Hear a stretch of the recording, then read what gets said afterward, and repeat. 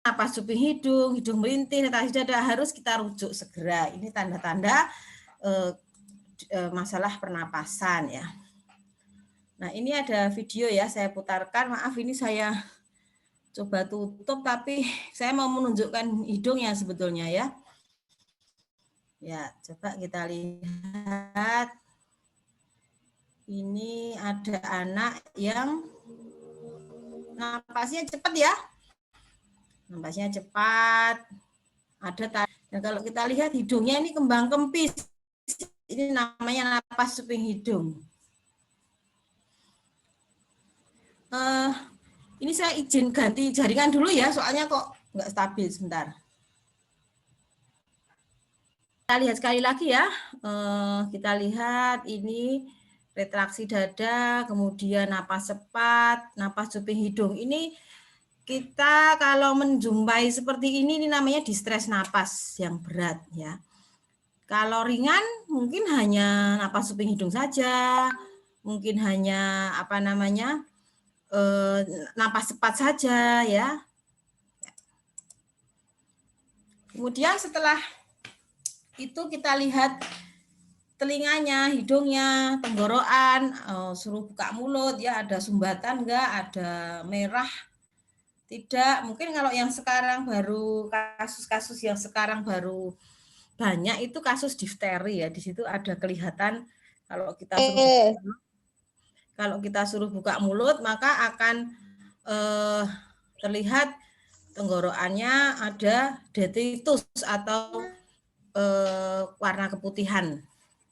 Kemudian dengarkan suara napas, apakah ada stridor atau ngorok ya. Kalau ada itu ada sumbatan di saluran napas atas ya, krup atau laringomalacia, kemudian mengi atau asma, kemudian ronki ya. Mengi itu gimana mengi? Mengi itu jadi napasnya ada ngi gitu pada waktu dia mengeluarkan napas ya. Narik napas biasa, tapi begitu dia ekspirasi itu ada suara ngi begitu, itu namanya mengi ya. Sedangkan kalau ronki itu grok grok grok grok gitu ya suaranya, itu namanya ronki. Nah, untuk penunjang, nah ini ya yang tadi cukup menarik ya. Kalau ada pasien datang, dok ini anak saya batuk nggak sembuh-sembuh, minta di ronsen dok. Ya itu terus terang, aduh ini edukasi lagi ya. Jadi kita memang untuk kasus-kasus yang seperti itu perlu kita edukasi bahwa ronsen itu hanya penunjang ya. Seberapa banyak yang bisa didiagnosis dengan ronsen dan apakah semua penyakit itu memerlukan ronsen ya. Nah, karena pemeriksaan penunjang itu macam-macam, ada ronsen, ada CT scan, ini dari imaging ya. Kemudian kalau dari pemeriksaan darah ada namanya analisis gas darah, diperiksa darah arterinya, kemudian dicek di laborat. Bisa dengan parameter sederhana kita cek pulse oximetry. Kemudian kalau untuk melihat pulmonary functioning test atau apakah ada obstruksi atau tidak, maka menggunakan spirometri. Kemudian kalau keluhannya ngorok atau stridor, maka diperiksa dengan laringoskopi atau bronkoskopi untuk melihat ada sumbatan. Jadi pemeriksaan penunjang itu bermacam-macam tergantung dari diagnosisnya lah. Kita tahunya diagnosis dari mana kalau tidak melakukan anamnesis dan pemeriksaan fisik. Jadi memang sebaiknya tidak mengedukasi pasien untuk ini periksa nanti minta di ronsen ya gitu. Jadi untuk supaya tidak terjadi salah persepsi ya. Jadi kalau dipikir dengan dengan di ronsen itu semua masalah bisa terselesaikan ya. Nah, kemudian untuk infeksi saluran napas sendiri, penyakit-penyakit ya, penyakit-penyakit ini kita bahas beberapa dari yang mungkin ini kejadiannya untuk epiglotitis ini dulu sering, tapi sekarang sudah mulai jarang ya. Epiglotitis ini meradang atau infeksi di epiglotis ya. Epiglotis itu di mana letaknya? Di pintu masuk saluran napas di trachea. Kita bisa membayangkan ya, kalau di situ udara mau masuk aja sulit, pasti akan terjadi kurang oksigen. Jadi sesak napas berat ya. Nah, untunglah alhamdulillah sekarang ada vaksin influenza HIV, hemophilus influenza tipe B. Jadi sekarang jarang kasus-kasusnya, tapi masih ada penyebab yang lain yaitu alpha hemolyticus, beta streptococcus, streptococcus pneumonia dan staphylococcus. Nah, ini kita lihat gambarnya di apa namanya? Secara klinis dia tampak sesak, progresif, kemudian demam tinggi, wajahnya sakit, stridor itu orang ngorok itu ya, ngorok gitu ya. Kemudian anaknya mungkin susah menelan dan ngeces. Duduk dengan posisi tripod, bisa terjadi serangan napas mendadak karena kita lihat ini sangat membengkak ya kalau kita bisa melihat di ininya apa namanya dengan bronkoskopi. Kemudian kalau di ronsen di saluran napas ini kita melihat kayak ada tonjolan di sini ya. Ini namanya thumb print sign, jadi kayak jempol, cap jempol. Nah, bagaimana penanganannya dengan pembebasan jalan napas? Ini kalau datang ke rumah sakit, ini ada distres napas, stridor berat, saturasi turun, sesak ya, pasti kita langsung lakukan intubasi ya atau pembebasan jalan napas dan diberikan antibiotik intravena. Ini tempatnya di ICU ini kalau kasus-kasus seperti ini. Nah, kemudian yang lebih ringan lagi ya, ada sumbatan tapi lebih ringan daripada epiglottitis yaitu laryngotracheobronchitis atau Krupp syndrome ya. Saya beberapa kali menjumpai Krupp seperti ini dan alhamdulillah tidak ada yang fatal ya, tapi memang amat sangat menyakitkan mungkin ya bagi anaknya dan suara batuknya itu seperti nanti ada videonya, coba kita lihat, kita dengarkan seperti apa ya. Penyebab dari laryngotracheobronchitis ini adalah infeksi virus ya. Infeksi virus dia menyebabkan pembengkakan di endoinflamasi di subglotis sehingga jaringannya yang di sini menyempit ya, airway-nya menyempit. Tadinya yang kudune harusnya pipanya ini lurus karena ada peradangan, dia akan menyempit di sini. Kemudian paling sering pada anak 6 bulan sampai 4 tahun ya.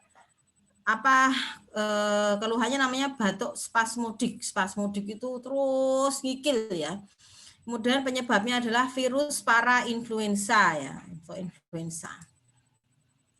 Gambaran klinisnya kalau bedanya dengan epiglottitis tadi, kalau epiglottitis tadi nggak ada tanda-tanda ancang-ancangnya langsung tiba-tiba sesak, tapi kalau pada Krupp ini dia ada prodromalnya dulu.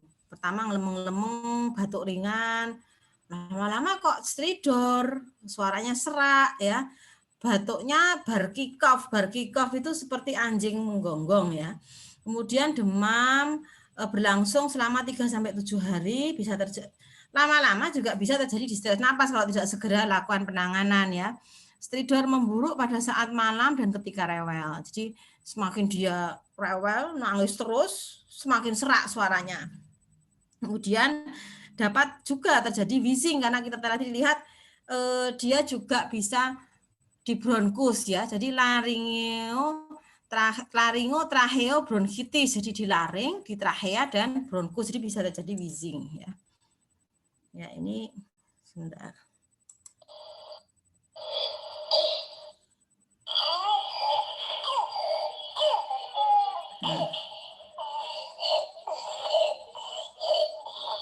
Batuknya seperti ini ya suaranya ya. Atosnya itu sampai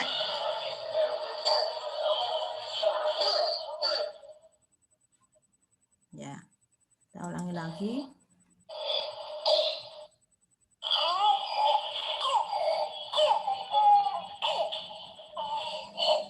Jadi ini ada pembengkakan ya di sini.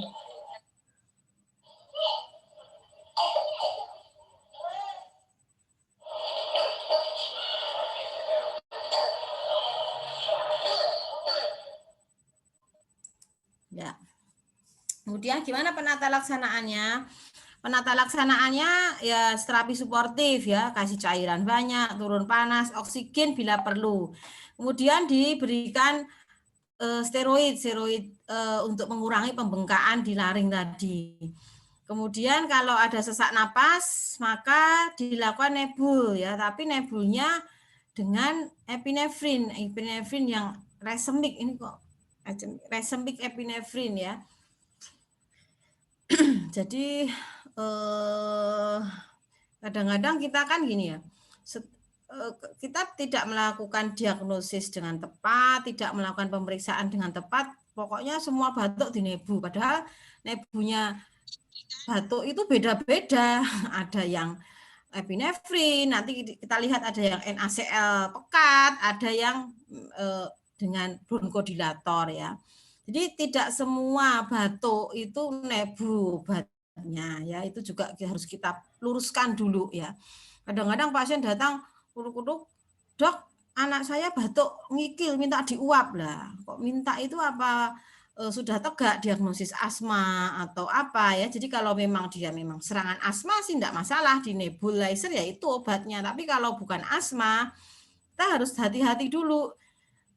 Jangan-jangan malah tambah sesek gitu ya. Jadi kita memang lebih apa namanya teliti dan cermat untuk melakukan pemeriksaan. Dan sebaiknya juga nebulizer yang dilakukan di klinik tanpa pemeriksaan itu juga tidak dilakukan ya, karena ada efek samping juga. Nebulizer itu bronkodilator itu kan memang obat yang dia akan memacu saraf simpatis kita, jadi bisa bikin deg-degan, napasnya nggak nyaman kalau memang bukan asma ya.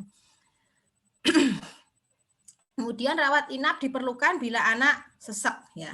Bila anak sesak itu harus mondok. Nah, kemudian penyakit yang berikutnya itu pertusis ya. Pertusis ini meskipun angka vaksin DPT saya rasa cakupannya sudah cukup bagus di Jogja ya, tapi pernah kita menjumpai kasus pertusis ini.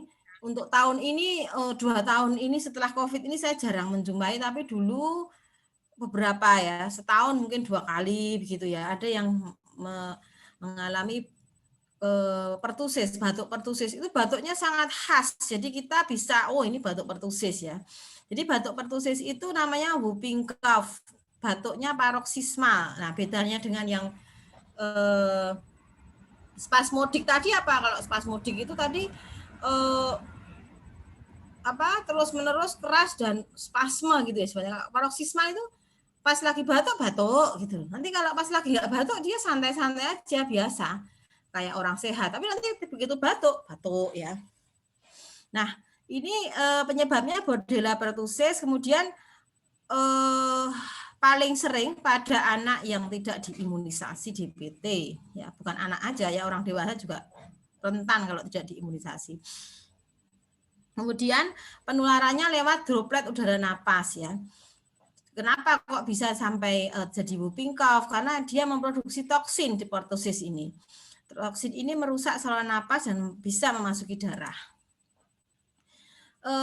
Inkubasi itu dari awal kontak sampai timbul gejala yaitu ada 7 sampai 10 hari. Ada 3 stadium ya. Yang pertama stadium kataral. Kataral itu pertama pilek dulu, buntet sekali, matanya merah ya. Itu tidak khas ya, semua penyakit infeksi virus itu kan seperti itu ya. Kemudian pada paroksismal setelah itu timbul batuk paroksismal yang khas, ada jeda dengan tarikan napas ya. Tapi kalau ini menyerang bayi-bayi yang muda itu di bawah 2 bulan misalkan ya, atau di bawah 4 bulan, itu nggak terjadi batuk paroksismal, tapi tiba-tiba dia sianosis ya, atau apnu, atau tersedak ya. Jadi kalau nanti terus baik lagi gitu loh. Jadi saya pernah 1 kali mengalami seperti ini di bangsa rawat inap, umurnya 2 bulan karena dia memang belum vaksin ya. Jadi di dapur dokter saya, dok ini bayinya tiba-tiba apnu biru, terus kita VTP, kita bagian, terus baik lagi. Dah, nanti lagi berulang lagi, tapi di sela-sela itu dia nggak apa-apa ya, itu khas sekali pertusis ya. Kalau itu batuk yang pneumonia nggak seperti itu. Kalau misalkan dia apnu biru ya sudah bablas gitu ya, terus gitu. Tapi kalau pada pertusis ini ada paroksismalnya. Kemudian nah ini bagian yang nggak enak itu penyembuhannya lama sekali, makanya ada yang bilang batuk 100 hari itu ya, dari berminggu-minggu sampai berbulan-bulan ya. Untuk diagnosis ya kita bisa melakukan screening awal dengan cek darah, maka leukositnya akan tinggi, dominasi limfosit ya. Limfositnya bisa tinggi sekali, bisa 70%. Harusnya kan kalau normalnya dia cuma 20-30%, tapi pada kasus pertusis ini bisa tinggi sekali. Untuk pastinya dengan kultur atau PCR. Nah, ini contoh yang batuk.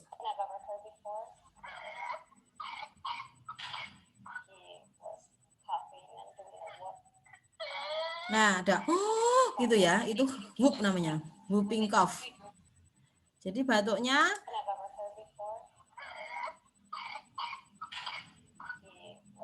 kalau biasa dia nggak biasa seperti ini, tapi pas serangan batuk ya gini.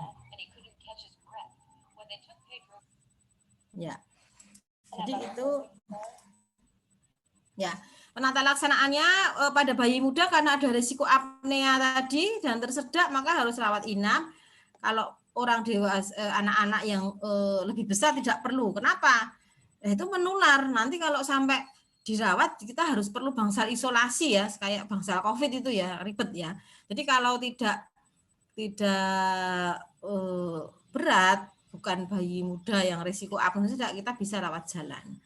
Karena di luar serangan dia baik-baik aja. Nah, nanti untuk pengobatannya diberikan antibiotik golongan makrolide. Makrolide itu yang seperti apa? Eritromisin, azitromisin, seperti itu ya. Nah, yang kontak itu juga minum obat, jadi untuk mencegah penularan. Kemudian isolasinya sampai kapan ya? Sampai antibiotik sekurangnya 5 hari. Kemudian next penyakit yang sering juga itu adalah bronkiolitis ya. Bronkiolitis ini definisinya peradangan bronkiolus ya. Dia penampilannya sangat mirip dengan bronkopneumonia atau pneumonia, sehingga kadang-kadang kalau ada anak batuk, sesek dan pemeriksaan fisiknya ada ronki, ada retraksi, kita mendiagnosisnya berbagai pneumonia dengan DD atau diferensial diagnosis bronkiolitis ya, karena ini.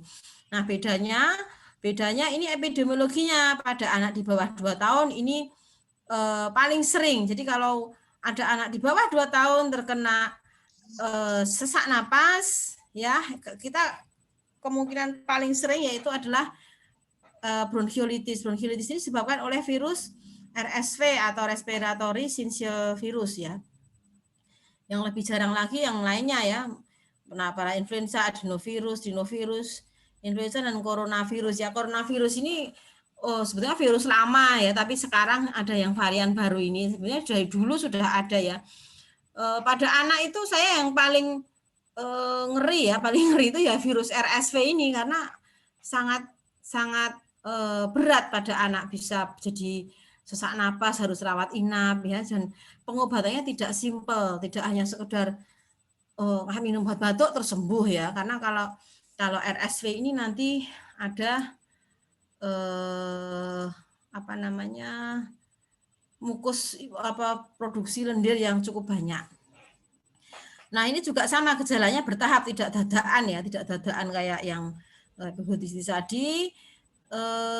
Kalau dia kok ndelalah bayinya itu imunitasnya nggak bagus, ya bisa jadi progresif. Ya, progresifnya gimana ya? Tanda-tanda distress napas secara umum tadi, takipnea, wheezing, peningkatan work of breathing ya. Kadang-kadang hipoksemia pada bayi kecil. Nah, pada bayi kecil itu kadang-kadang terjadi apnea ya. Apalagi dulu yang pernah prematur ya, apnea prematurity. Kemudian kalau di ronsen itu mungkin ada hiperinflasi, air trapping atau atraktasis, ini kasus yang berat ya. Kalau kasus yang ringan kadang hanya tidak dijumpai yang seperti ini. Secara umum sebetulnya kalau dengan kasus ringan dia membaik selama 2 minggu, akan tetapi pada bayi yang terkena bronkiolitis ini 50% akan terjadi mengi berulang ya. Jadi kadang-kadang saya ditanya ya, dok ini anak saya besok jadi apakah sering kambuh gitu ya? Ya karena bronkiolitis atau RSV ini akan membuat semacam perlukaan ya saluran nafas sehingga dia menjadi lebih hiperreaktif bronkusnya sehingga mudah mengi ini anaknya ya. 50% apalagi ada riwayat atopik maka akan menjadi asma di kehidupan di next selanjutnya itu ada risiko seperti itu. Jadi cukup tinggi ya kejadiannya. Untuk diagnosisnya itu kita hanya dengan gambaran klinis bisa, gambaran klinis tadi ya ada demam, kemudian sesak napas, mungkin wheezing, terus. Nah, yang menarik bedanya asma dan bronkiolitis itu apa ya? Ya ini bukan beda mutlak ya, tapi sebagai klinisi kita bisa ini bronkiolitis nih asma ya. Kalau bronkiolitis itu di nebu kayaknya nggak ngefek gitu loh, nggak terlalu signifikan. Beda dengan asma. Asma itu ada perbedaan yang cukup bagus. Oh ini tadinya mengi sesek di nebu udah berkurang ya. Oh tapi kalau bronkiolitis parsial perbaikannya ya mungkin berkurang tapi tidak kok terus jadi sembuh ya. Makanya pada kasus-kasus bronkiolitis rawat jalan itu pasien setelahnya kan minta nebu lah. Buat apa nebu satu kali? Enggak terlalu signifikan ya. Jadi untuk kasus-kasus yang bronkiolitis ini nebu datang ke mana pusat klinik sekali terus pulang itu kurang bermanfaat ya, sehingga lebih baik kita ajari cara mendeteksi kapan harus kembali, kemudian gimana cara mendeteksi kalau memang itu ada distres napas ya mau nggak mau harus dirawat inap ya. Nah untuk nebulnya sendiri pun harus dengan NaCl hipertonik ya. Tapi ini juga ada precautionnya ya, NaCl hipertonik atau NaCl 3% ini dulu pernah saya ada kuliah ya yang mengatakan kalau Anda salah diagnosis ini bukannya malah baik, tapi batuknya malah tambah ngikil karena NaCl hipertonik ini kalau pada anak asma itu malah memicu batuknya ya. Jadi memang nebu itu memang sebaiknya tidak dilakukan dengan seperti obat batuk pada umumnya ya. Kemudian yang paling penting yaitu menghindari paparan asap rokok ya, itu juga sangat penting pada bronkiolitis. Nah, ini gambarannya pada bronkioli ya, bronkioli itu ada peradangan di dindingnya sehingga membengkak. Nah, ini dengan nebu NaCl hipertonik ini diharapkan mengurangi bengkaknya ini tadi ya. Ini adalah mukusnya menyumbat saluran napas ya, sehingga dengan NaCl 3% ini juga diharapkan bisa menarik mukus saluran napas. Ya. Kemudian yang selanjutnya adalah pneumonia ya, pneumonia. Pneumonia ini adalah yang sering banget kita dengar ya, pneumonia itu apa sebetulnya? Kalau tadi kan bronkiolitis itu infeksinya di bronkioli ya, di mana di saluran napas kecil. Nah, kalau pneumonia ini lebih kecil lagi ke parenkim parunya yang di alveolinya ya, sehingga dia ada infeksi di alveoli sana, sehingga karena ada infeksi maka akan menyebabkan paru-parunya nanti akan susah untuk mengembang karena seperti yang kita tahu setiap produk dari infeksi kan menghasilkan seperti cairan eksudat yang seperti nanah ya, sehingga dia akan membuat kembang kempisnya paru jadi agak terganggu ya. Paling pneumonia ini sebetulnya menyerang anak dengan kondisi tertentu ya, mungkin dalam sosial ekonomi yang nggak bagus, miskin, banyak anak juga ya, banyak anak itu bukan berarti kok mergo anaknya banyak itu enggak, tapi kalau dengan anaknya banyak kan tular-tularan ya, misalkan anaknya ada 5 gitu ya. Yang satu batuk, nanti nular yang kedua nular yang ketiga nular yang keempat dan seterusnya. Sampai yang kelima ketularan ya, terus besok lagi yang 2 ini ketularan lagi nih, nular lagi ya, gitu terus. Jadi karena kalau anaknya banyak tapi pencegahan infeksinya bagus, saya rasa sih tidak masalah ya, tapi agak susah kan kalau kenyataannya di Indonesia itu agak susah. Kemudian prematuritas juga faktor risiko. Jadi seperti tadi yang saya bilang, kalau pernah mengalami infeksi saluran napas itu ada kecenderungan dia mudah bronkusnya lebih sensitif, kemudian mungkin kalau prematurnya daya tahan tubuhnya lebih nggak bagus ya. Etiologi sebetulnya paling banyak virus ya, tapi pada kasus tertentu itu memang ada Streptococcus pneumonia ya. Streptococcus pneumonia ini bakteri yang paling sering ya. Untuk yang fatal itu adalah pneumococcus ya, karena itu kita menganjurkan untuk vaksin pneumococcus karena kalau terkena pneumococcus pneumonia karena PCV atau pneumococcus itu gejalanya biasanya sangat berat ya, sehingga kita anjurkan untuk vaksin pneumococcus meskipun saat ini belum di cover oleh pemerintah, tapi mudah-mudahan lama-kelamaan kayak HIV itu juga dulu kan enggak, tapi sekarang sudah di cover ya. Kemudian manajemennya, untuk manajemennya sendiri tergantung kausa ya, Kalau virus ya suportif aja, tapi kadang-kadang kita agak sulit ini yakin overconfident kalau ini virus ya. Kenyataannya kalau ada pneumonia berat itu paling sering ada kontaminasi bakteri ya. Tapi kalau pada bakteri ini biasanya lebih berat. Taunya bakteri dari mana ya? Dari pemeriksaan darah, ada leukositosis, CRP meningkat ya. Nah, yang menarik pada remaja itu kalau terkena pneumonia tuh kalau penyebabnya mikoplasma itu anaknya kayaknya biasa ya, tapi kok napasnya cepat ya, ronsennya jelek gitu ya. Nah, itu penyebabnya adalah mikoplasma. Kalau kita mengatakan walking pneumonia ya, walking pneumonia itu pneumonia tapi masih bisa jalan-jalan gitu ya, jadi tidak kelihatan menderita sekali. Ya. Nah, next non-infeksi itu yang paling sering adalah asma ya, asma. Nah, ini kita harus mempunyai persepsi yang benar terhadap asma. Jadi orang Indonesia sebagian besar pasien yaitu asmafobia. Jadi kalau Bu ini anaknya asma, langsung asma, sepertinya itu suatu kabar yang sangat buruk gitu. Padahal kenyataannya ini di luar negeri ya, ini saya tadi ngambil literatur ini memang dari textbook ya. Jadi kalau di luar negeri ya dia penyebab yang paling sering infeksi saluran napas 50% sampai 80% pada anak yang memang ada bakat ya, itu akan mengalami asma di saat 5 tahun ya.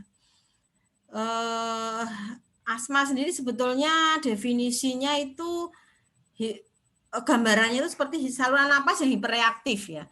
Kalau anak kita alergi kulit itu kan kulitnya sensitif, kena apa sedikit gatal. Nah, ini saluran napasnya yang sensitif ya. Kemudian inflamasi kronik sebetulnya di saluran napasnya itu karena dia sering tersensitisasi terhadap alergen, maka akan menimbulkan inflamasi atau peradangan yang nggak sembuh-sembuh ya, sehingga batuk, mengih berulang ya. Biasanya tuh nokturnal itu malam atau dini hari. Tapi kalau di nebul itu terus baik ya. Jadi sehingga ini yang kita bisa dalam tanda kutip mendiagnosis asma dengan pasti. Bu, dok anak saya batuk. Oh coba kita nebu, di nebu kan. Kok terus enak ya, itu enggak itu asma ya. Kemudian lebih besar risiko bila ada asma predictive index. Apa itu asma predictive index? Ada atopik ya. Jadi kalau ada bayi-bayi yang kulitnya pipinya belentong-belentong putih, kasap-kasap, itu sebetulnya udah atopik itu ya. Jadi kita bisa mengedukasi orang tua, Bu, ini anaknya atopik ya kulitnya. Dia ada kecenderungan alergi. Kemudian orang tua asma apalagi ya, ini sangat prediktif ya, sangat wah ini menurun bakatnya ya. Kemudian alergi makanan atau kalau dicek darah eosinofilia lebih dari 4%.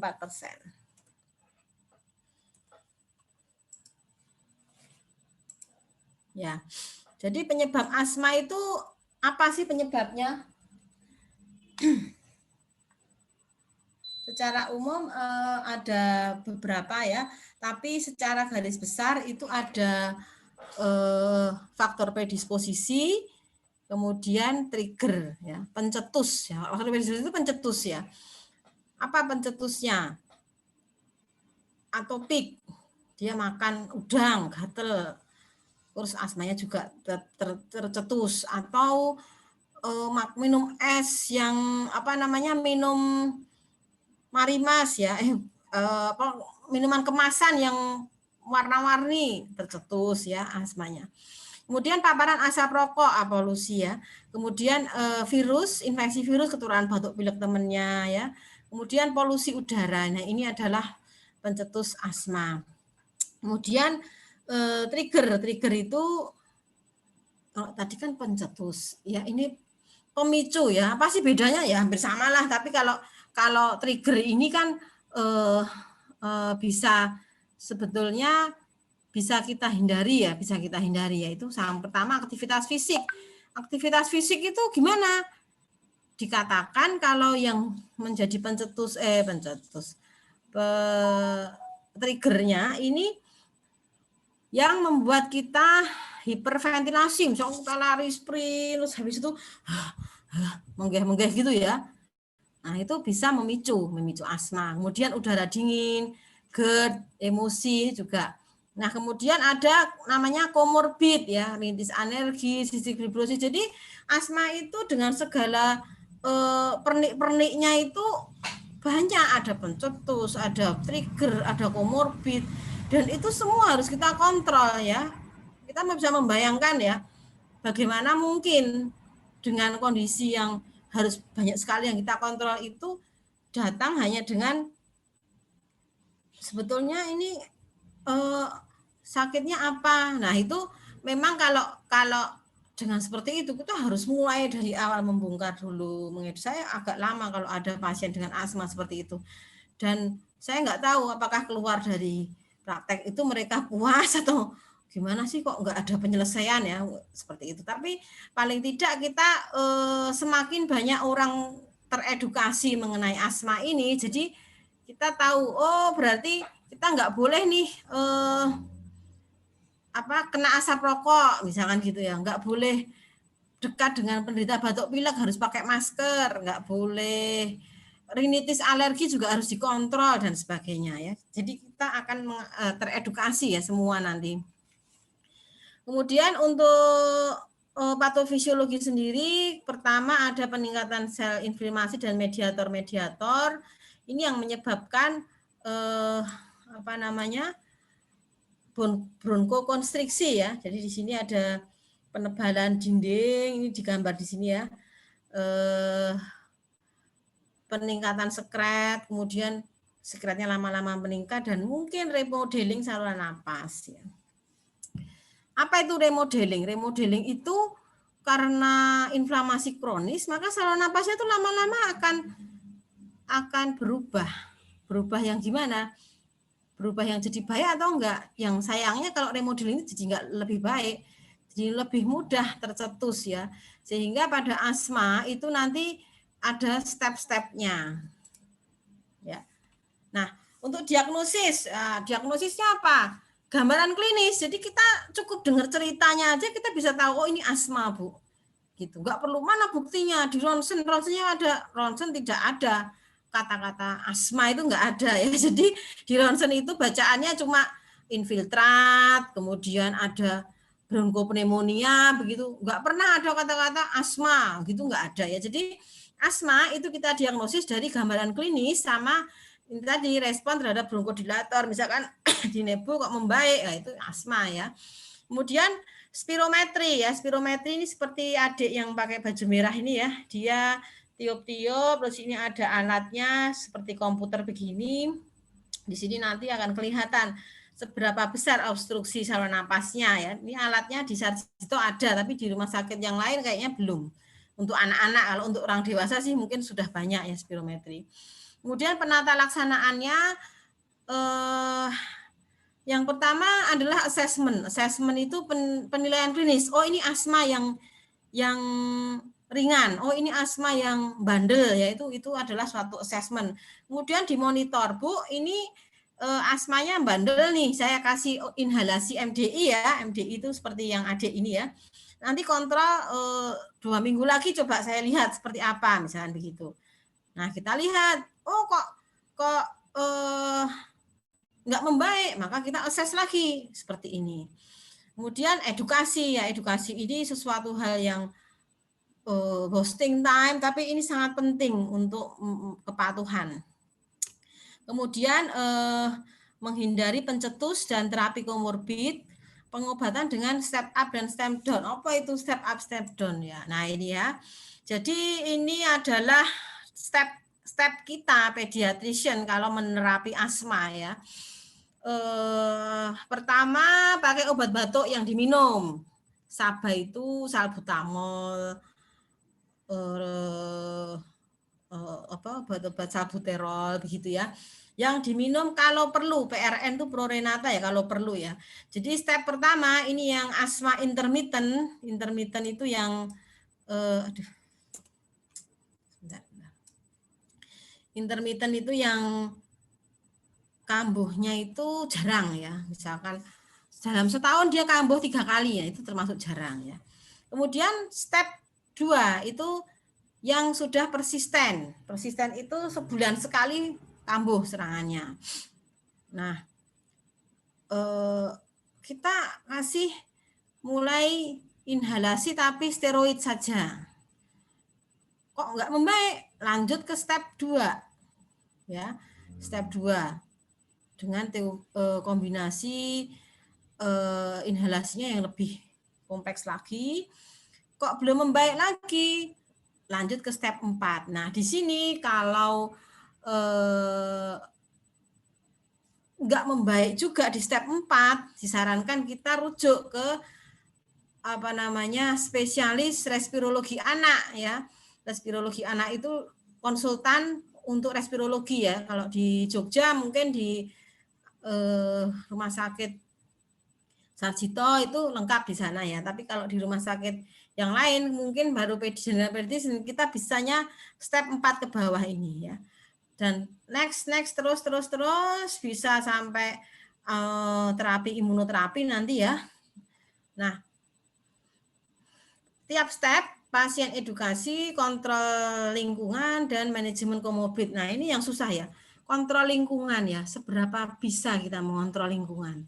Itu kayak orang saya ingat dulu Dokter Darmawan bilang ya. Pertama adalah hindari pencetus ya. Asma itu nomor 1 hindari pencetus, nomor yang kedua hindari pencetus, nomor yang ketiga hindari pencetus lagi. Jadi kita memang harus benar-benar hindari ini pencetus. Kontrol lingkungan ini memang ya suka nggak suka ya memang itu ininya manajemennya yang paling masuk akal, sehingga kalau ini tidak terkontrol jangan mengharapkan asmanya sembuh ya. Jadi seperti itu. Nah, lanjut. Nah, ini yang terakhir kayaknya yang untuk pernapasan. Ada bronkopulmonari dysplasia. Apa itu? Ini sebetulnya penjelasannya panjang tapi saya singkat ya karena ini biasanya di rumah sakit ya. Jadi kalau kita menjumpai bayi-bayi prematur kok oksigennya nggak lepas-lepas, itu mungkin dia terkena bronkopulmonari dysplasia ya, atau jaringan parunya sudah mulai berubah. Nah, ini memang rentan nantinya akan terjadi pneumonia di kemudian hari ya. Kemudian aspirasi benda asing ya, mungkin ada anak yang tersedak dan sebagainya. Kemudian apnea atau henti napas. Apa itu apnea? Apnea atau henti napas itu henti napas lebih dari 20 detik atau lebih singkat tapi disertai bradikardi biru dan pucat. Yang pernapasan sudah selesai ya. Gimana, masih semangat ya? Kita lanjutkan untuk gangguan pencernaan ya. Gangguan pencernaan pada anak ini memang ya hampir sama dengan pernapasan, gemes-gemes gimana gitu ya. Karena anak itu apa? Nggak bisa ngeluh dengan baik ya. Sakit perut, tapi kok wajahnya biasa ya gitu ya. Ini jane tenan apa enggak kan kita ragu gitu ya. Nah, yang pertama adalah GER ya atau gastroesophageal reflux. Ini sering pada bayi ya. Apa itu GER? GER itu ya kalau gampangannya gumoh gitu ya, sering gumoh. Jadi adik-anak bayinya sering gumoh. Nah, kita lihat posisi saluran cerna kita. Yang pertama esofagus. Di esofagus ini di bawahnya ada lower esophageal sphincter atau disingkat dengan LES ya. LES ini nanti membentuk suatu cincin ya, cincin bulat begitu, dan dia bisa mengeklep gini ya, menutup supaya cairan lambung ini tetap di lambung ya. Tapi pada anak dengan GERD ini akan kurang kenceng gitu sehingga akan balik ke atas. Jadi dari dalam lambung akan ke atas ya. Ini sebetulnya dalam tanda kutip kondisi normal ya, kondisi normal, ringan ya, kalau dikit balik itu masih wajar. Tapi kalau kok jadi gagal tumbuh anaknya, kok jadi sering batuk, itu mulai namanya GERD atau gastroesophageal reflux disease ya. 10% anak GERD itu menjadi GERD. Gimana terjadi GERD ya? Secara normal kalau kita makan kan kita menelan ya. Menelan itu ada dorongan, peristaltik itu dorongan meremas-remas dari esofagus, dalam ototnya yang melingkar tadi buka, dorong ke lambung, akhirnya makanan masuk ke lambung. Tapi kalau pada GERD itu nggak sesuai ininya, dorong tapi masih buka sehingga balik lagi ke atas, atau ada kelambatan pengosongan lambung ya. Nah, gambaran klinisnya itu kalau yang fisiologis yang dalam tanda kutip masih normal tadi, anaknya sering gumoh tapi oke-oke aja, fine-fine aja, beratnya tetap naik, muntahnya ringan dan dia membaik sendiri setelah dia bisa duduk. Itu nanti akan membaik sendiri ya, karena memang bayi itu kan tiduran rebahan ya. Kalau kita kan nggak dianjurkan ya, habis makan tidur itu kan nggak dianjurkan. Tapi kalau bayi ya biasanya tidur gimana lagi ya. Nah, pada patologis ini kita harus curiga kalau anaknya muntah, beratnya nggak naik, kemudian ada yang ini ya, ada Sandy Fire syndrome, jadi melengkung ya. Jadi Sandy Fire itu pose yang khas, jadi kepalanya didongakkan ke belakang seperti kejang. Kalau orang nggak tahu, oh ini kejang ini, padahal dia nggak kejang, dia nyeri karena apa? Karena esofagitis ya. Jadi cairan yang dari lambung tadi naik kan itu sudah bercampur dengan asam lambung, karena sudah bercampur dengan asam lambung maka dia akan mengerosi daerah esofagus. Kalau terus menerus tiap hari begitu akan terjadi esofagitis sehingga sangat tidak nyaman pada bayi ya. Kita harus curiga ini jangan-jangan GERD. Nah, kalau yang lebih gede bukan bayi, maka akan ada nyeri panas di dada atau heartburn. Tapi kalau dengan antacid membaik ya. Nanti minum kopi itu kumat lagi itu bisa ya. Kemudian ada gejala-gejala lain tuh misalkan mulutnya bau ya, mulutnya bau itu karena itu tadi ada cairan yang balik ke atas sehingga dia kan sudah sebagian tercerna ya, mungkin baunya jadi nggak enak ya. Kalau yang berat itu bisa terjadi aspirasi, barat esofagus atau struktur esofagus ya. Nah, pada bayi kan tadi kita bilang itu normal kalau 6 sampai 12 bulan ya, atau 1 tahun. Tapi kalau lebih dari 1 tahun maka dia perlu penanganan khusus. Nah, diagnosisnya dengan apa ya? Untuk GERD ini bisa dilakukan OMD, tapi sebetulnya nggak pas ya. Nah, ada juga dengan uji pengosongan lambung atau skintigrafi, ini biasanya yang melakukan dari gastro itu ya, ahli pencernaan pada anak ya. Pengukuran pH esofagus merupakan gold standar, tapi tidak selalu dianjurkan ya, karena ada efek samping memicu muntah dan sebagainya ya, dan kurang sulit secara teknis. Kemudian endoskopi dengan biopsi atau bronkoskopi dengan pembersihan bronkus. Nah, gimana menanganinya nih ya? Jadi pada anak dengan GERD tadi kita positioning setengah duduk atau miring kanan. Kalau tidur jangan terlentang. Kalau terlentang itu posisi lambung itu tadi dia akan mudah untuk reflux ke atas.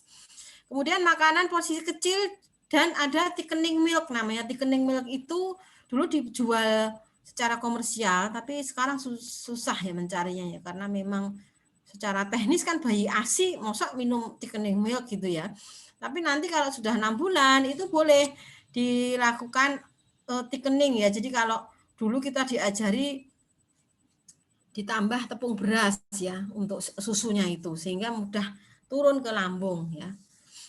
Obat dengan antacid, histamin, beta blocker, H blocker dan proton inhibitor ya. Obat-obatan lambung lah gitu ya. Kemudian ada agen motilitas usus, bisa dengan erythromycin atau metoclopramid ya. Kalau konservatif gagal ya dilakukan operasi ya, tapi ini jalan terakhir ya setelah kita ini. Nah, kemudian muntah yang karena ada masalah sumbatan usus ya. Tadi kan GER itu yang sphincternya nggak cukup ya. Sekarang ada ususnya nih yang bermasalah. Itu contohnya penyakitnya adalah HPS atau hypertrophic pyloric stenosis ya. Sehingga pada kasus HPS ini itu muntahnya nyemprot ya. Jadi mulai 2-3 minggu nggak langsung jadi startnya itu umur 2 minggu. Jadi bayi tadinya baik-baik aja, tapi setelah 2 minggu kok muntah terus ya. Kemudian nyemprot, bayi rewel, ada yang kuning, dehidrasi ya. Oh ini kemungkinan ada HPS ya. Kita kalau HPS ini dengan radiologi bisa untuk USG atau dengan OMD tadi ya. Nah, untuk kegawatan abdomen yaitu adalah nyeri akut abdomen ya. Ini kalau kita bilang akut abdomen itu definisinya adalah nyeri perut mendadak yang butuh evaluasi, diagnosis dan penanganan segera. Jadi nggak pakai lama ya responnya. Misalkan ada akut abdomen, kita lihat oh ini akut abdomen nih. Jadi kita harus memutuskannya itu benar-benar menit by menit ya, bukan oh besok dikonsulkan, oh besok selak telat ya. Jadi karena ini apa? Biasanya ini masalahnya sumbernya dari kasus bedah. Jadi ini butuh tindakan bedah segera. Kalau namanya nyeri perut mendadak ini ya. Nah, kalau nyeri perutnya yang tidak akut itu bolehlah kita observasi sambil dilakukan pemeriksaan diagnosis. Nah, begitu ya. Nah, untuk mengetahui ini akut apa tidak, maka kita sekali lagi anamnesis, riwayat trauma, nyeri perut sebelumnya, riwayat operasi sebelumnya. Misalkan jangan dikira ya, oh ini sudah pernah operasi usus buntu, apakah nggak bisa usus buntu lagi? Ya mungkin usus buntunya enggak, tapi perlengketan usus, saya beberapa kali mendapatkan pasien seperti ini. Jadi sudah operasi, tapi nyeri lagi, ternyata lengket. Bekas operasi yang dulu itu bagian-bagian ususnya lengket sehingga harus dioperasi ulang ya. Ini kita harus curiga kalau memang ada akut abdomen. Kemudian infeksi atau penggunaan obat, demam, muntah, diare, konstipasi, mual, nyeri saat kencing, ini kita anamnesis ada enggak ini. Kemudian pemeriksaan fisik secara umum gimana? Jadi kalau tipsnya pada anak ya, kalau orang dewasa itu kan enak ya dipencet gitu sakit. enggak gitu, jelas gitu loh. Tapi kalau anak sakit, ketawa-ketawa tapi bilang sakit, atau diem aja tapi bilang nggak sakit gitu ya. Jadi kita lihat pada waktu kita mencet perutnya, lihatlah ekspresi wajahnya. Kalau ekspresinya kayak ada aduh gitu ya, wajahnya kan biasanya menyeringai atau alisnya ngangkat atau kelihatan ekspresi sakit, oh ini sakit. Ya, jadi kita nyeri tekan ya. Nah, apa itu nyeri tekan? Nah, nanti kita sampai ke sana ya. Nah, sekarang nyeri pada anak itu sifatnya bisa hilang timbul. Kalau hilang timbul itu namanya kolik ya, kolik. Apa itu kolik? Ya dari saluran kencing, dari saluran apendisitis juga bisa ya, tapi belum sampai yang akut ya, baru kolik. Tapi kalau sudah ada kekakuan dinding abdomen, jadi kalau istilah Jawanya belabak ya. Yang dari luar Jawa, belabak itu seperti papan ya, itu kaku. Dinding abdomennya dipegang loh, kok kaku. Abdomen kan rata-rata kan cembung, dipegang begini kan lunak ya. Entut-entut gitu ya, karena isinya usus ya. Tapi pada kasus kekakuan lurus seperti papan, oh ini jangan-jangan ada peritoneal proses nih. Jadi ada peritonitis ya, radang di peritoneum. Nah, kalau nyerinya nggak hilang-hilang terus nggak pernah ada jedanya, jangan-jangan ada strangulasi usus ya. Jadi ini kita harus benar-benar aware, tidak boleh terlambat ya. Mana tadi ya? Kalau sumbatan usus mungkin dokter akan mendengarkan suara metalik sound dengan stetoskop ya. Ini sangat jarang ya metalik sound itu. Mungkin saya dalam seumur hidup baru dengar satu kali ya, 1 atau 2 kali ya, tapi ya memang harus didengarkan ya. Kemudian distensi abdomen, tegang, dan kadang kalau kasusnya itu anaknya kurus sekali ususnya itu kelihatan kelihatan gerak ususnya. Kemudian peritonitis itu yang tadi nyeri tekan lepas tadi ya, nyeri tekan lepas dinding perut kaku. Nah, ini kita harus segera konsul ke dokter bedah segera untuk dilakukan assessment. Oh, ini harus operasi sito begitu, atau di antibiotik dulu, operasi besok, paling enggak ada planning tindakan ya. Pemeriksaan penunjang ya, kemarin saya dapat kasus gini ya, yang seperti ini. Wah, tarik ulur susah sekali ya. Dulu pernah operasi perlengketan, kemudian di USG itu ada perlengketan, kita edukasi, Bu, ini anaknya kayaknya ada perlengketan usus. Untuk mengurangi tegangnya dipasang NGT dulu, nggak mau orang tuanya kan, nggak mau. Karena nggak mau, ya sudah kita observasi besok. Kita kan ya Mak, sebetulnya ya harus, tapi karena benar-benar nggak mau kita observasi sampai besok. Sampai besok, jadi berharap itu sembuh sendiri begitu ya. Dok, ini sudah jelas diagnosisnya atau belum ketemu ya diagnosisnya ya, dia gitu. Loh, saya bilang, loh sudah ketemu, tapi kan ibu nggak mau dipasang NGT. Akhirnya menyerah juga, ya sudahlah, manut ya. Setelah manut dilakukan pembedahan, ternyata benar itu perlengketan usus. Setelah dilakukan pembedahan ya sudah sembuh anaknya, sudah nggak sakit-sakit lagi karena memang sumbernya di situ gitu loh. Jadi kalau nggak dilakukan pembebasan dari perlengketannya tadi, mungkin akibatnya akan fatal juga lama-lama.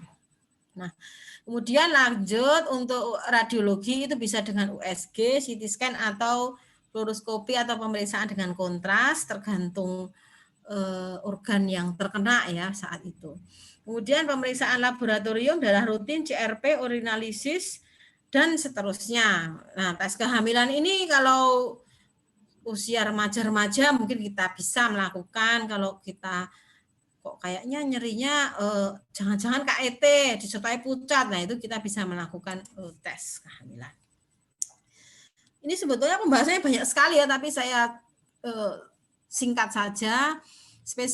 Kausanya apa yang tadi sampai nyeri hebat? Paling sering itu apendisitis ya, paling sering pada anak itu apendisitis. Apendisitis itu dengan segala stadium 1, 2, 3 sampai yang sudah pecah ya. Semakin ringan itu semakin penanganannya semakin gampang. Sehingga kalau bisa sih kita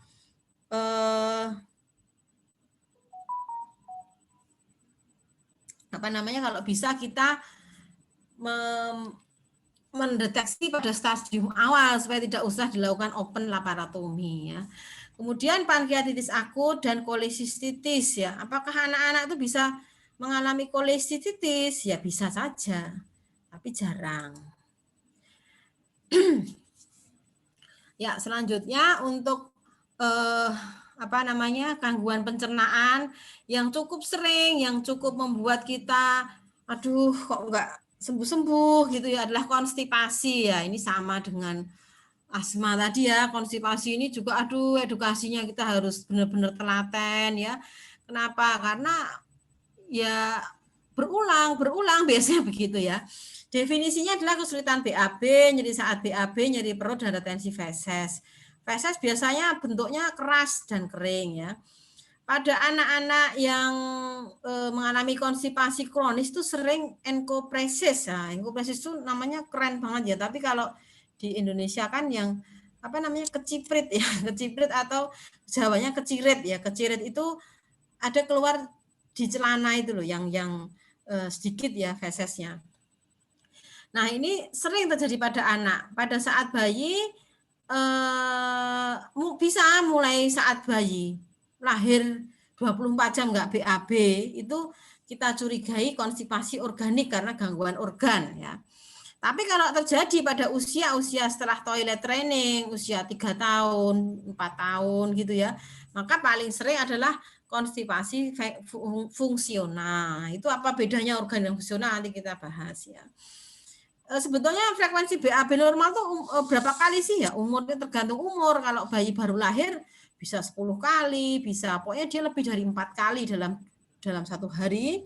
Kalau dia umurnya sudah lebih besar lagi, maka akan lebih sering. Dan orang dewasa ada yang sehari 3 kali, ada yang 3 hari sekali ya, pakai angka 3 aja, 3 hari sekali atau 3 kali sehari. Nah, yang membedakan fesesnya itu nanti bentuknya tidak keras. Misalkan saya kok 3 hari sekali ya nggak apa-apa, tapi kan nggak keras gitu ya.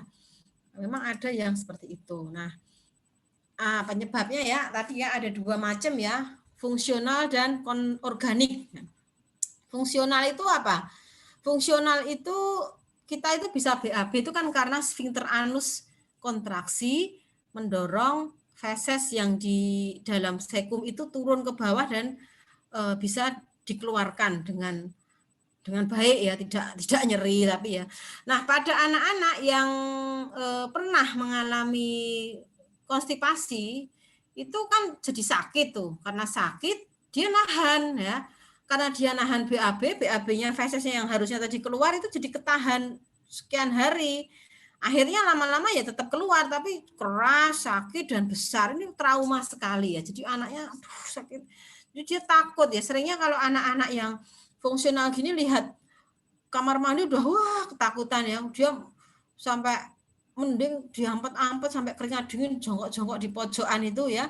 Nah, tapi memang dengan semakin sering menahan itu nanti sphincter anusnya jadi enggak benar kerjanya. Harusnya ada mendorong, dia tenang aja udah enggak keluar-keluar ya, sehingga kita harus mengakhiri ini. Nah, nanti di treatment ya. Kemudian organik ini sangat jarang ya, 5% kejadiannya. Yang paling sering adalah hisprung. Hisprung itu megakolon kalau kita sering dengar ya. Kemudian yang lain bisa masalah saraf, kemudian trauma, kemudian anatomi yang enggak normal, pengobatan dan sebagainya. Ya, ini adalah chart yang sering saya tanya ya, misalkan dok anak saya BAB-nya kok keras ya. Coba seperti apa Bu? Seperti nomor 1, 2, oh masih normal berarti ya, misalkan gitu. Oh ya itu berarti normal. Tapi kalau nanti yang 1 ini prindil-prindil ini namanya konstipasi yang berat ya. Nah, penata laksanaannya kalau itu ringan yaitu dengan menambah serat, meningkatkan jumlah minum ya. Kemudian kalau konstipasi fungsional itu caranya gimana? Ya kita harus gimana supaya dia bisa BAB bersih. Caranya gimana? Fesesnya harus lunak. Caranya biar lunak gimana? Ya minum obat ya. Nah ini kadang-kadang yang kita visi misi kita tuh nggak sejalan dengan pasien. Pasien mesti, dok itu nggak bikin ketagihan ya gitu ya. Jadi agak susah dijawab juga ya, ketagihan ya mungkin iya kalau nggak diatasi tadi, toilet trainingnya nggak diatasi, kemudian masalah-masalah yang psikisnya nggak diatasi itu ya lama-lama nggak bagus juga. Kita mengharapkan dengan adanya laksansia ini nantinya akan jadi toilet trainingnya jadi bagus ya. Makanya dari itu terapi yang paling penting itu edukasi ya, identifikasi trigger apa sih yang bikin dia nggak susah BAB. Makanan misalnya kita hilangkan ya, habis makan ini kok atas ya BAB-nya, udah nggak usah dimakan aja misalnya gitu ya. Kemudian jadwal untuk ke toilet dengan teratur ya, ini masih pakai bahasa Inggris diterjemahkan sendiri nggak apa ya. Kemudian tidak boleh menghukum ya, misalkan kita ayo kamu kecepret di celana, nggak boleh sana berdiri di pojokan. Nah itu akan membuat anak itu jadi tambah down ya, tambah psikisnya tambah down. Kemudian kita buat suatu lingkungan yang positif ya, misalkan di toilet kok agak lama ya, jangan kok lama banget sih gitu-gitu ya. Jadi biar sampai dia tuntas dulu ya. Nah, untuk yang terakhir itu adalah yang sering kita hadapi ya, pasien-pasien dengan diare ya. Diare itu apa? Diare itu adalah BAB lebih dari 3 kali dalam 24 jam ya. Tadi kan kalau konstipasi tadi, feses normal tadi anak itu orang itu kan 3 kali ya batasannya ya. Berarti kalau 3 kali lebih dengan konsistensi cair itu namanya diare. Mungkin ada yang tanya ya, kalau 5 kali gimana dok? 5 kali kalau nggak cair ya nggak apa-apa. Nah, selama terjadi diare, tubuh akan kehilangan cairan dan elektrolit, sehingga pada saat diare ini akan terjadi dehidrasi dan gangguan elektrolit, sehingga sangat penting ya mencegah dehidrasi pada waktu diare ya. Penyebabnya bisa virus, bisa infeksi, bisa non infeksi. Kalau infeksi itu yang paling sering adalah virus, terutama rotavirus ya. Sedangkan kalau bakteri itu 10% sampai 20% adalah bakteri dan kurang dari 10% adalah parasit atau amuba ya. Kemudian yang non infeksi itu misalkan alergi atau intoleransi. Misalkan alergi susu sapi ya, kita jadi mencret gitu ya, jadi diare itu ya, atau intoleransi susu itu juga bisa.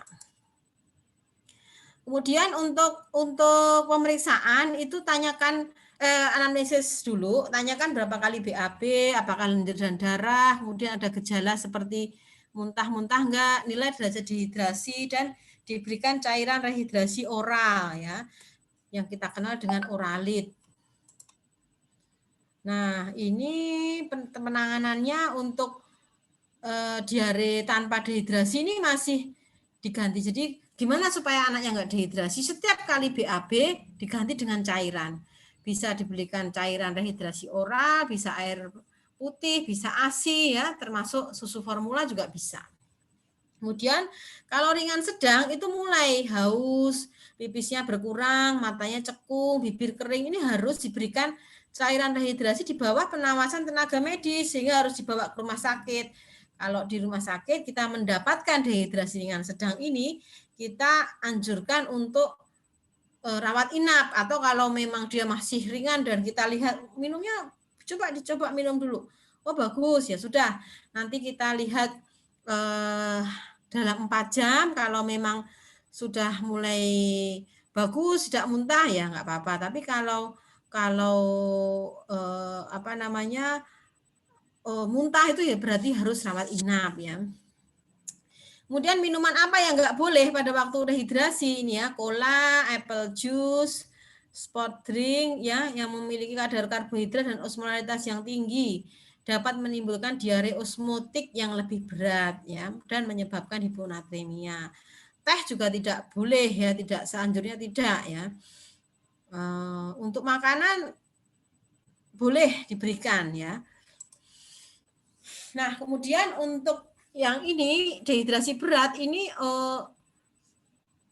diare yang lebih fatal lagi pada kondisi seperti ini biasanya kita dirawat di ICU ya. Jadi kalau bisa sih janganlah sampai ke yang dehidrasi berat ini, sehingga pada kasus dehidrasi berat ini anaknya sudah mulai nggak sadar, napasnya cepat dan dalam, sangat lemas, nadinya cepat.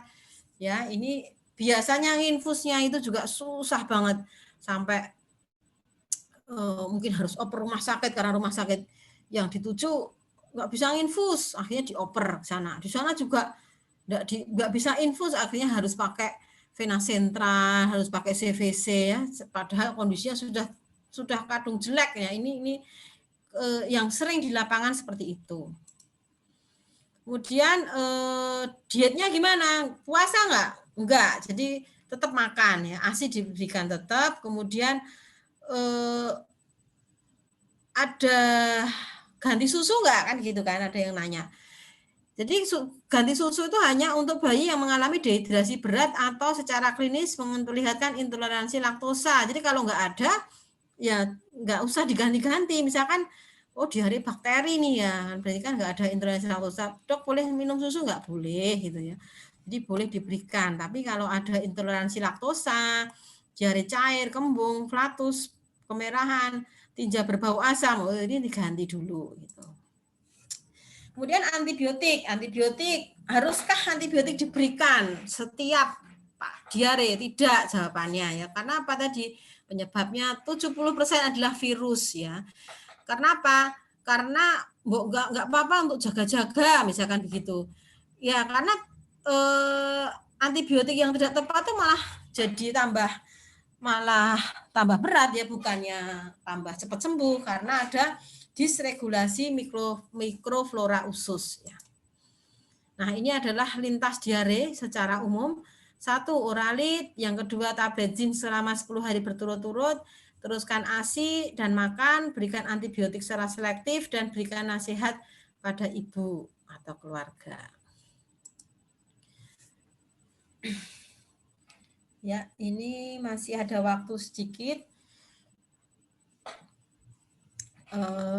Kita lanjut langsung aja ya ke materi yang berikutnya.